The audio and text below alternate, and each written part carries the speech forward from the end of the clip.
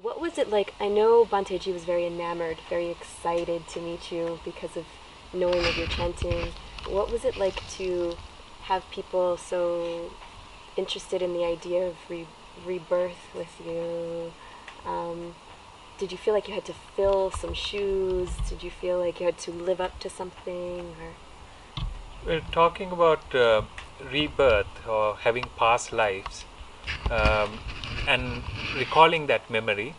In Asia, it's a bit more common. Like every child would say in 3 or 4 that they have been living somewhere else, and but it's not given enough importance. So I believe that everybody remembers this, but we all are not given importance. We are shoved aside. So because of that, people don't remember. But my case was a bit different because it was very vivid, and it was in early 70s in Sri Lanka, and it was so simple living at that time. So it was easier for me as a child for this to come up, the memory of past lives. And since it was a very special case, I had to battle as a child so much of uh, publicity, and especially I was treated like a special person, like an adult when you chant heavy sutras, and the next moment they leave me alone and the child remains.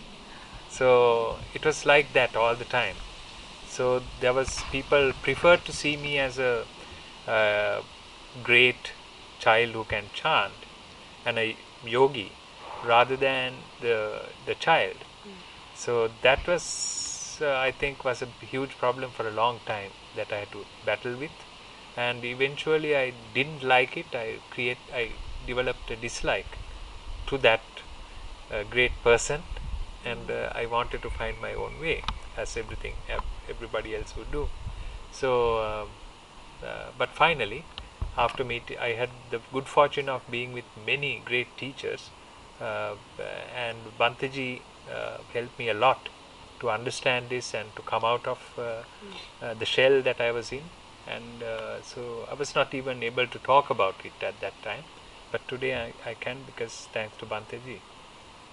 Bhante G tells us you were also an attendant for him at when he would go on his trips to Australia, I believe, right? Yeah. What was it like to be an attendant for a monk? Oh, that is the most wonderful thing, because we had a wonderful time learning from him. The best way to learn is more than these retreat situations we have today. This is a created situation. The ancient times, children are sent to the forest to the teacher at their very young age, the age that you go to school. The Indian culture was differentiated into 4 parts: the Brahmacharya first period, Gruhastha, Vanaprastha, and Sannyasi. So Brahmacharya period is where you only study and you do not get engaged in other activities where your mind gets distracted. Second period is when you go into household life. Third one is when you come to the world and you do some service to the world in your 40s or 50s. And the last one is even the king at that time have to leave everything and go into the forest and meditate. So that was the last one. So there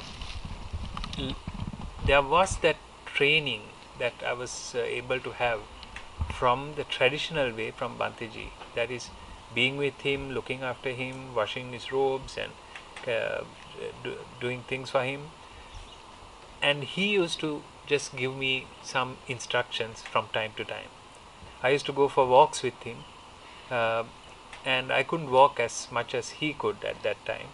He was a very strong, fast-paced walker. I don't know walker is the right word, I sound walker, hiking. Yeah. So he was walking very fast, and he used to see that I am walking slow, so he tells very important Dhamma point, which is very interesting, and then he starts walking. So I had to run. so I was going. Finally, I figured out the best way to do is to get a recorder. So I used to go with a recorder, and still he was faster than me.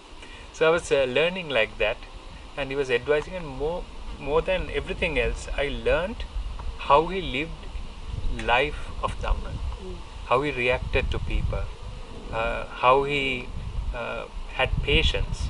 So firsthand, rather than preaching, because when people can say anything, you look at the paper and you can say anything, any good thing, but when you are really in a situation, how you react, you can learn a lot of things. So I learned things like that from Bhante G. But for many years I was with him for like 2 years, but finally still he was not my teacher. He outwardly, yes, he was my teacher, but inwardly I always had doubts here there. And one day I went for a Dhamma talk, I think somewhere in Australia, and after the Dhamma talk he explained this wonderful point in the Dhamma, and I listened to it and I thought, wow, this point of Dhamma I had never heard before. So after the retreat, after the talk, I went to him and said, when people left, I said, Bhante, that today's talk was wonderful. That Dhamma point you brought out, you had never explained that before. I think you should give talks like this every day. Then Bhante G said, Dhammaruwan, you know this point that you are talking about? Then I said, yes, Bhante. This is the point that I've been trying to teach you for the last 2 years.